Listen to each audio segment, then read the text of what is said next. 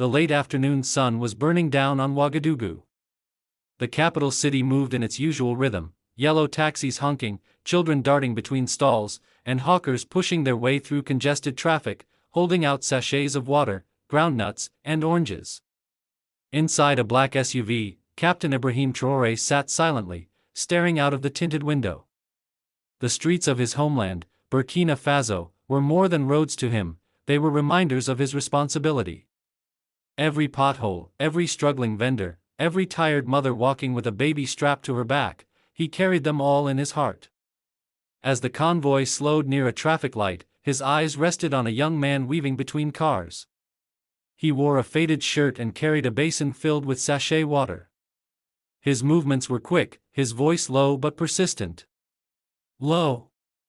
Low, fresh. Fresh water. Something about his face struck Ibrahim. He leaned forward, squinting. Then his heart skipped. Wait. That face. The man turned slightly, and the years seemed to collapse in a single second. Ibrahim whispered under his breath. Idrissa. The light turned green, cars rolled forward, and the convoy moved. But Captain Traoré's mind was no longer on state matters. It was on that face in the crowd. Driver, stop, he ordered suddenly. The convoy halted. Soldiers looked around, alert. Ibrahim lowered the window and gestured. Bring that young man here. 2 guards waved the hawker over. The young man, drenched in sweat, hesitated, thinking he had offended someone. Nervously, he approached the car, clutching his basin tightly. When he came close, his eyes met Ibrahim's. For a moment, both men froze. It is you. Ibrahim said softly. Idrissa. My classmate. The hawker blinked, stunned. Captain. Captain Traoré? His voice cracked with disbelief. Ibrahim. From lycée. The basin nearly slipped from his hands. Yes, Ibrahim said with a faint smile. It has been many years. The SUV door opened. To the astonishment of soldiers and passers-by, Captain Traoré stepped out onto the hot pavement. The traffic around them buzzed, but his attention was fixed only on Idrissa. He placed a hand on his friend's shoulder. My brother, where have the years carried you? Idrissa looked down, ashamed. Life carried me here. To the roadside. Forgive the sight, Captain. I did not imagine you would see me like this. Traoré shook his head firmly. Do not be ashamed. You were once the brightest in mathematics. Do you remember? You solved equations the teachers could not explain.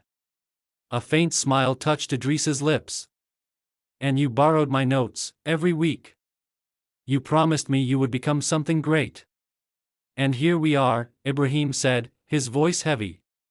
But greatness means nothing if my own brother is hawking water under the sun.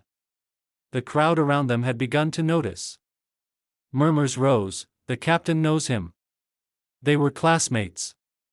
Ignoring the whispers, the 2 men leaned against the SUV. For a long while, neither spoke.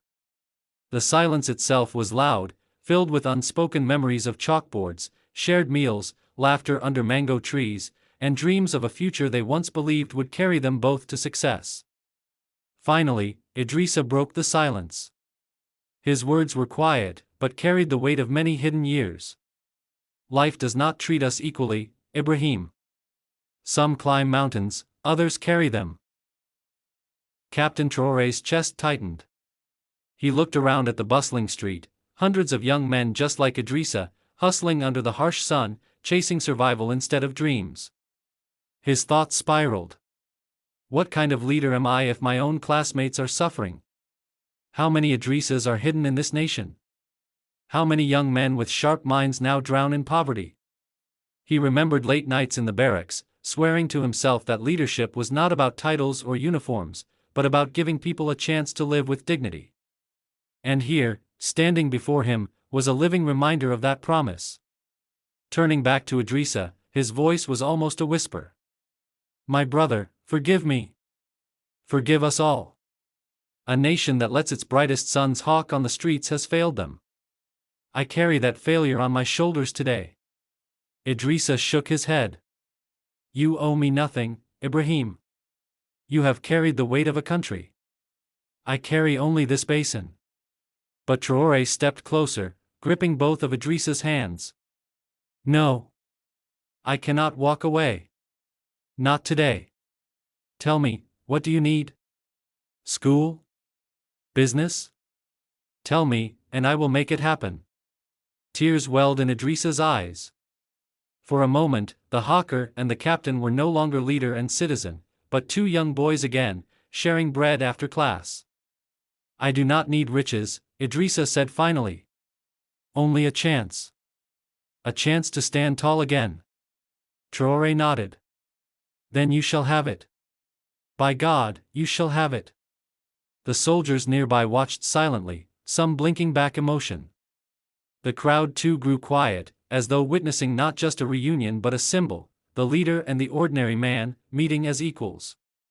When it was time to leave, Idrissa tried to thank him again, but Traoré raised a hand. Do not thank me. Thank yourself, for surviving, for enduring. One day you will tell this story, not of Ibrahim the captain, but of Idrissa the hawker who rose again. With that, he instructed his aide to take Idrissa's details, promising to follow up personally. As the SUV rolled forward, Traoré sat back in silence. Through the window, he saw Idrissa fade into the crowd, still holding his basin, but walking now with a lighter step. Ibrahim whispered to himself. I will not rest until every son of this land can dream again.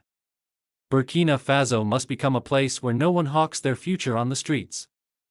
The city moved on, but for Captain Ibrahim Traoré, that moment burned forever in his heart, a reminder that leadership is not measured in speeches or power, but in the lives we lift from the dust.